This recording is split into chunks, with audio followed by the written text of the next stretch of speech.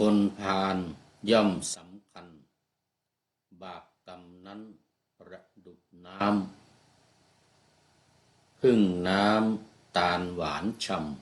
ำตราบเท่าที่บาปนั้นยังไม่ได้ให้ผลหนอก็เมื่อใดบาปกรรมทั้งหลายให้ผลพร้อมพรั่งคนพาลย่อมถึงทุกภัยขอถวายความนอบน้อมแด่พระรัตนตรัยมีพระพุทธเจ้าเป็นต้นขอถวายความเคารพพระมหาเถระพระเถรานุเถระเจ้าคณะพระสังฆาธิการทั่วโลก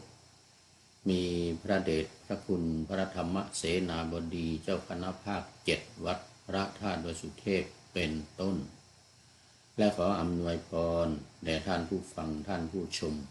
สาธุชนพุทธบริษัททั้งหลายเช้าวันนี้รายการธรรมทัศน์ของวัดพระธาตุวสุเทพออกอากาศทางสถานีวิทยุวปท2จังหวัดเชียงใหม่มีร้อยเอกจำนงปัญญาวัฒโนเป็นหัวหน้าสถานีและอาตมภาพพระครูปริยัติยานุศาสตร์เป็นผู้บรรยายเป็นประจำทุกวันเวลา7:30 นาทีไปจนถึง8 นาฬิกาวันนี้ก็ยังเหมือนเดิมญาติโยมทั้งหลายบันทึกเสียงล่วงหน้ามาจากวัดโพธิศูนย์ปฏิบัติธรรมวัดพระธาตุดอยสุเทพอากุน่าทานลินประเทศเอสโตเนีย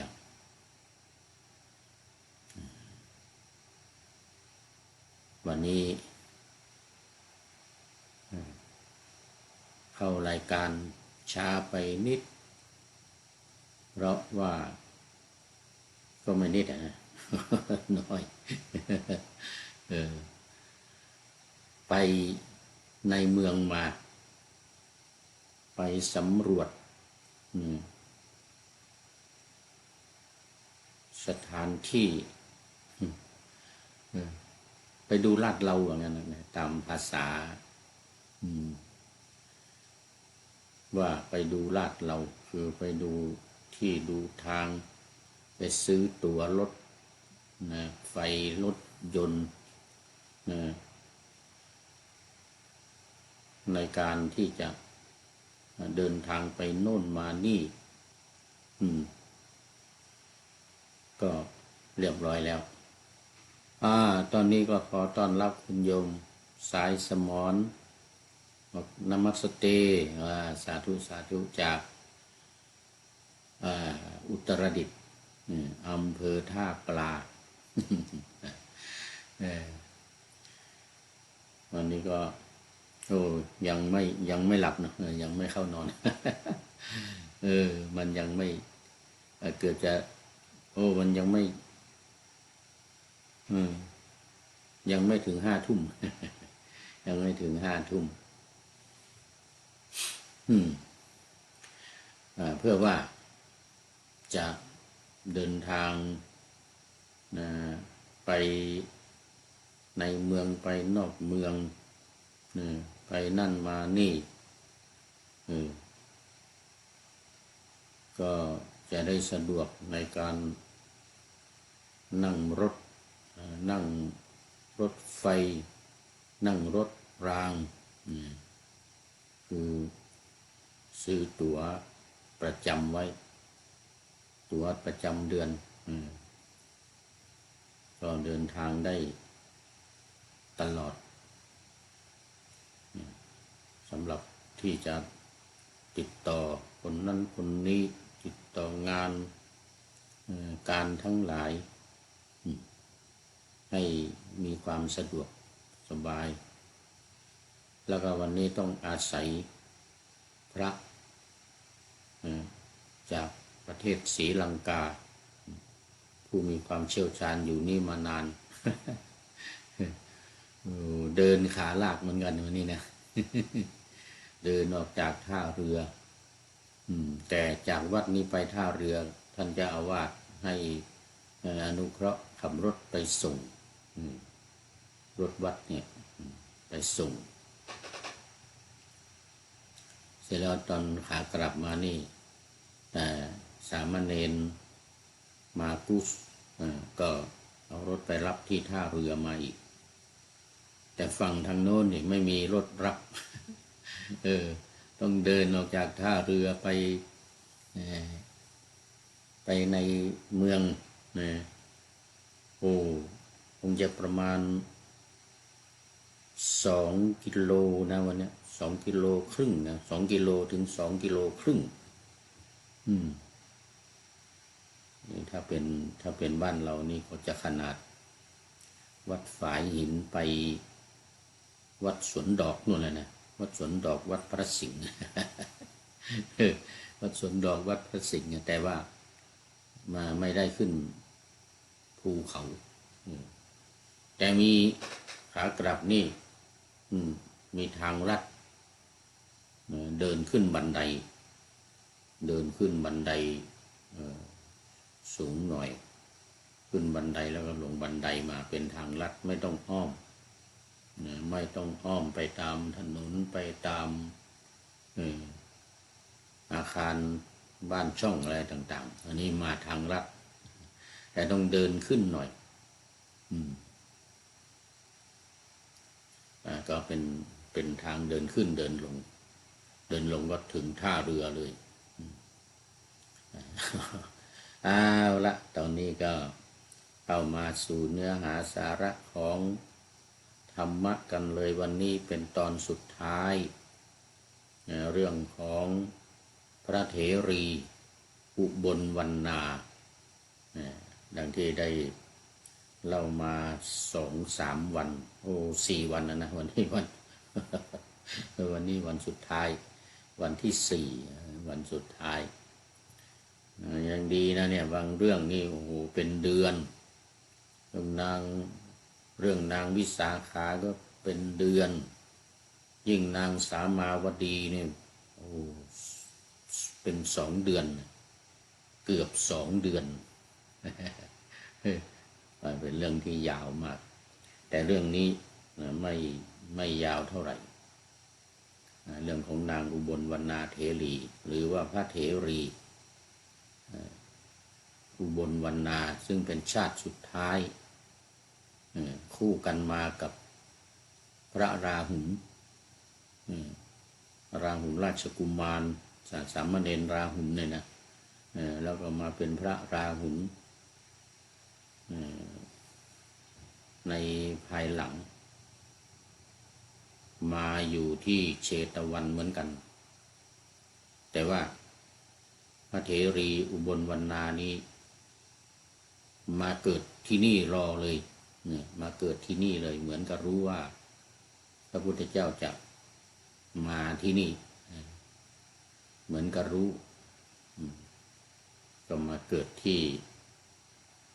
บ้านของเศรษฐีใหญ่มาอยู่ที่บ้านเศรษฐีใหญ่มหาเศรษฐีวะนะบ้านมหาเศรษฐีพอพระพุทธเจ้ามาวัดเชตวันมาวัดเชตวันมหาวิหารและภิกษุณีเข้ามาบวชในพระพุทธศาสนาแล้วมาถึงเชตวันแล้วอุบลวรรณาเถรีซึ่งอดีตเป็นชาติสุดท้ายสมัยพระเวสสันดรเนี่ยเป็นนางกันหาคู่กับชาลีพระชาลีกันหาชาลีลูกของพระเวสสันดรกับพระนางมัตสีท ที่พากันไปอยู่ในป่าดังที่เล่าให้ฟังผ่านมาแล้วแล้วก็พอมาชาตินี้แยกกันไม่ไปเกิดร่วมกันกับพ่อเดียวกันคือพระพุทธเจ้า คือพระพุทธเจ้าเพราะนั้นพระพุทธเจ้าเป็นพระเวสสันดรแล้วก็พระนางมัตสีเป็นแม่ตอนนี้ เมื่ออธิษฐานจิตด้วยความไม่พอใจที่ว่าจะไม่ร่วมกับพ่อกับแม่นี้อีกเนี่ยก็ได้มาเกิดที่มหาเศรษฐีในเมืองสาวัตถีพอถึงเวลาสมควรที่บุญบารมีมาถึงเนี่ยบุญบารมีมาถึงก็ได้บวชเพราะว่ามหาเศรษฐีไม่มีทางออกหาทางออกยากรู้สึกอึดอัดใจว่ามีคนมาขอมากทั้งเศรษฐีทั้งพระราชามหากษัตริย์ทั้งหลายก็ส่งบรรณาการมาสู่ขอ มาสู่ขอพระนางแต่ด้วยอำนาจบุญญาบารมีที่ได้สร้างสมมามันถึงแล้วท่านมหาเศรษฐีก็ไม่รู้ว่าโอ้เราลำบากใจมากไม่รู้จะให้ใครว่างั้นทั้งพระราชามหากษัตริย์ทั้งมหาเศรษฐีทั้งหลายในเมืองสาวัตถีนี่ต่างก็มาขอกันใหญ่เลยขอเอานางอุบลวรรณาเถรีเนี่ยซึ่งทั้งสวยทั้งรวยเนี่ยนะทั้งสวยทั้งรวยเนี่ยนะก็ปรึกษาหารือกับลูกสาวว่าทำยังไงเนี่ยปรากฏว่าบุญญาบารมีมาถึงแล้วนางก็ตัดสินใจช่วยพ่อด้วยเนี่ยพ่อไม่รู้จะทำยังไงตกลงให้คนนี้ก็คนนั้นตกลงให้พระราชาเหรอมันก็มีเพื่อนมหาเศรษฐีกันอีกหลายคนที่ส่งบรรณาการมาขอเนี่ยหนักใจมากปรึกษาหารือกันแล้วเอาบวชดีกว่า ออกบวชพ้นไปไม่มีใครว่าแล้วทีเนี้ยไม่มีใครว่าแล้วใครว่าไม่ได้แล้วเพราะว่าไม่ได้ไปหาบ้านนั้นบ้านนี้หรือคนนั้นคนนี้เป็นกลางเลยนี้ออกบวชผมก็ไม่รู้จะว่ายังไงแต่ก็ยังมีหนุ่มคนหนึ่งที่รักใคร่ชอบพอกับพระเถรีมาตั้งแต่เด็กมานะแล้วก็เป็นญาติกันด้วยเป็นลูกของลุงของพระเถรีอุบลวรรณาเถรีเนี่ยเป็นลูกของลุงหลงไหลคลั่งไคล้มานานอยากจะได้อยากจะขอเป็นส่งบรรณาการมาเหมือนกันขอแต่งงานเหมือนกันแต่ว่านี่ก็อกหักไปว่างั้นนะอกหักไปทีนี้พอทราบว่าพระเถรีกลับมาเนี่ยคือก็รู้กันทั้งบางนะว่าไปบวชแล้วก็ออกจาริกแสวงบุญไปนู่นมานี่ก็กลับมาที่สาวัตถีคนทั้งหลายสร้างกระท่อมให้ที่ป่าอันทวันมานพหนุ่มคนนี้ก็มั่นหมายมั่นหมายมั่นหมายจะเอาให้ได้ก็ไปแอบอยู่ใต้เตียง ใต้เตียงของนางภิกษุณีพระเถรีอุบลวรรณาเนี่ยเป็นพระอรหันต์แล้วบรรลุเป็นพระอรหันต์แล้วดังกล่าวก็ข่มขืนอุบลวรรณาเถรีเสร็จแล้วก็ถูกแผ่นดินสูบลงไปไหม้ในอเวจีมหานรกตอนนี้ก็ยังอยู่ในอเวจีมหานรกซึ่งพระเถรีก็ห้ามแล้วว่าอย่าทำร้ายตัวเองอย่าทำให้ตัวเองถ้าไปตกนรกหมกไหม้นะทำตัวเองทำกรรมทำไม่ดีแล้วตัวเองจะฉิบหายนะอย่าทำความฉิบหายให้กับตัวเองเลยนะห้ามก็ไม่ฟังทีนี้มันมีแง่ของวินัยแง่ของวินัยที่ภิกษุทั้งหลายเมื่อได้ทราบคือพระนางพระเถรีก็ไม่ได้ปกปิดอะไรแจ้งให้กับภิกษุณีทั้งหลายทราบภิกษุณีทั้งหลายก็แจ้งให้ภิกษุทั้งหลายทราบภิกษุทั้งหลายก็ไปกราบทูลพระศาสดาพระศาสดาก็ทรงทราบคราวนี้ภิกษุทั้งหลายสนทนากันนะสิในแง่ของวินัยเนี่ยในแง่ของความเป็นความยินดีในกามในราคะภิกษุทั้งหลายก็โจทย์จันกันว่าคนที่เป็นอรหันต์ก็คงจะยังมีความ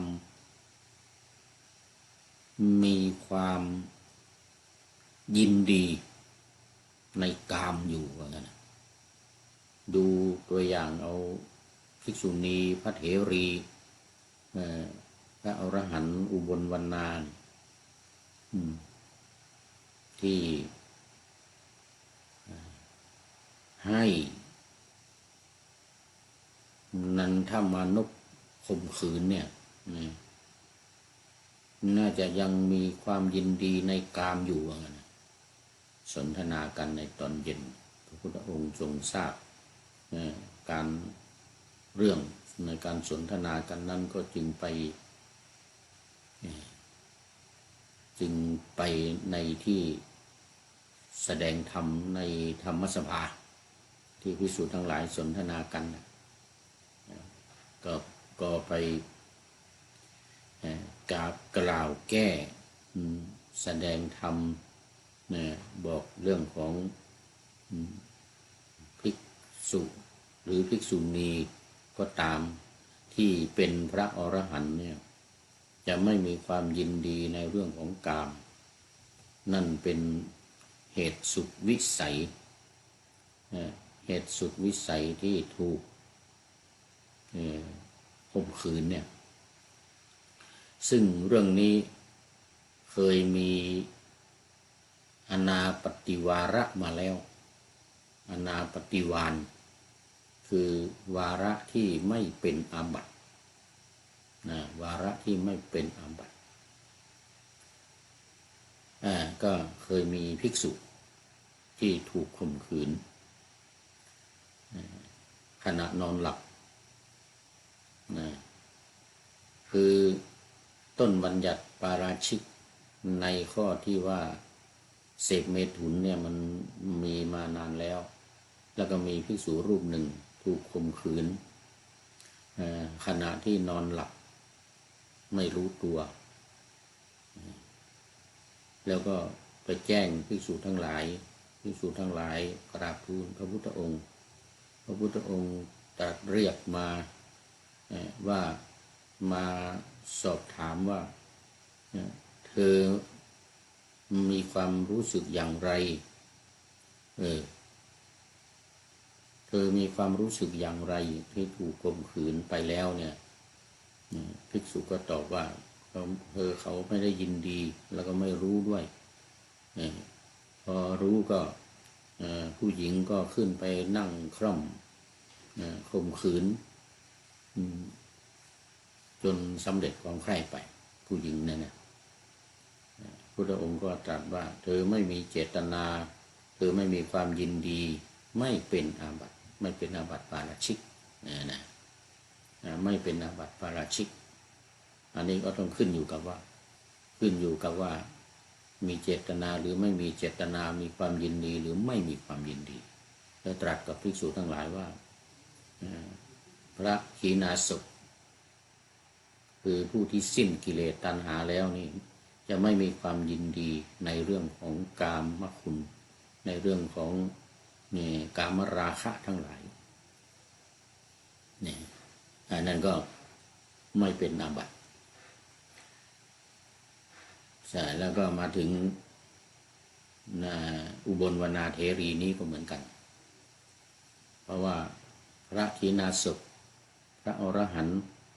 ย่อมจะไม่มีความยินดีแล้วในกามราคะในกามคุณทั้งห้าโดยเฉพาะเรื่องของการเสพเมถุนไม่มีย่อมจะไม่มีความยินดีเมื่อตรัสว่าภิกษุณีหรือพระเถรีอุบลวรรณาเป็นพระขีณาสพแล้วไม่มีความยินดีไม่เป็นอาบัติไม่ผิดไม่เป็นอาบัติไม่เป็นอาบัติปาราชิกนั่นเป็นเพราะความเราเรียกว่าความจำเป็นความที่หลีกเลี่ยงไม่ได้ไม่สามารถหลีกเลี่ยงได้ก็ในเรื่องของกำลังของบุรุษและสตรีเรื่องของกำลังของบุรุษและสตรีนี่ก็พระองค์ว่าตรัสพระธรรมเทศนาไปในเรื่องของคนทำบาปกรรมแล้วย่อมมีความเดือดร้อนในภายหลังเหมือนนันทมนุษย์ที่ทำกรรมไปแล้วก็ไปไหม้ในนรกในเวจีนรกในขุมสุดท้ายในบรรดา8 ขุมนรก8 ขุมแล้วก็มาตอนนี้พระองค์หลังจากที่ทราบเรื่องทั้งหลายเรียบร้อยแล้วนี่ก็แสดงธรรมอีกแสดงธรรมแก่ภิกษุทั้งหลายดังที่ปานาธรรมาสเอาไว้วันนี้คนพาลย่อมสำคัญบาปกรรมนั้นประดุจน้ำพึ่งน้ำตาลหวานฉ่ำตราบเท่าที่บาปนั้นยังไม่ได้ให้ผลหนอก็เมื่อใดบาปกรรมทั้งหลายให้ผลพร้อมพรั่งคนพาลย่อมถึงทุกข์ภัยคือคนพาลเนี่ยคนพาลคนไม่ดีอย่างนันทมานพเนี่ยที่พระเถรีก็เตือนแล้วห้ามแล้วก็ยังไม่ทำไม่ยอมทำตามแล้วก็ยังทำตามความต้องการของตัวเองรู้สึกมีความ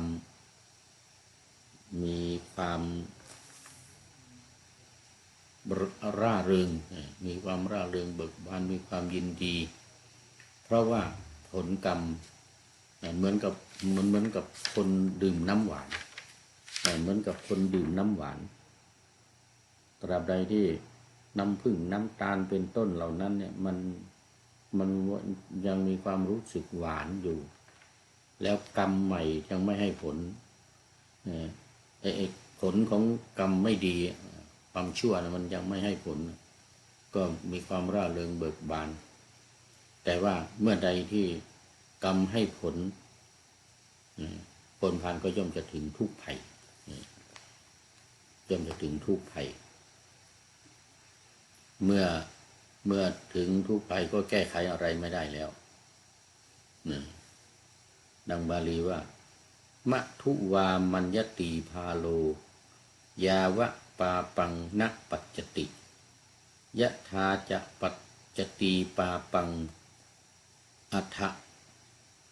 ทักขังนิคัจฉติทักขังนิคัจฉติคนพาลย่อมสำคัญบาปประดุจน้ำผึ้งตราบเท่าที่บาปยังไม่ให้ผลก็เมื่อใดบาปให้ผลเมื่อนั้นคนพาลย่อมประสบทุกข์เหมือนหนึ่งที่ได้ว่ามานี่ก็ประจบพระธรรมเทศนานี้นะคนทั้งหลายที่สดับรับฟังก็ได้บรรลุธรรมกันตามสมคว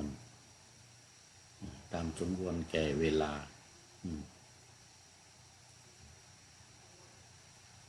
ที่พระพุทธองค์ตรัสอีกหนึ่งคาถานะแต่อีกหนึ่งคาถาว่าเรากล่าวบุคคลผู้ไม่ติดอยู่ในกามทั้งหลายเหมือนน้ำไม่ติดอยู่ในใบบัวเหมือนเมล็ดพันธุ์ผักกาดไม่ติดอยู่ที่ปลายเหล็กแหลมว่าเป็นพราม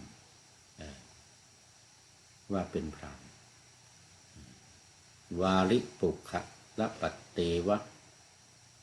อารักเคริวะสาสปู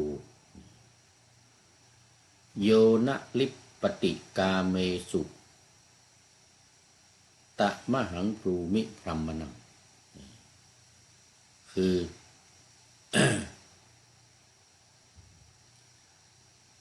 บุคคลผู้ที่ไม่ติดอยู่ในกามทั้งหลายเนี่ยเหมือนกับน้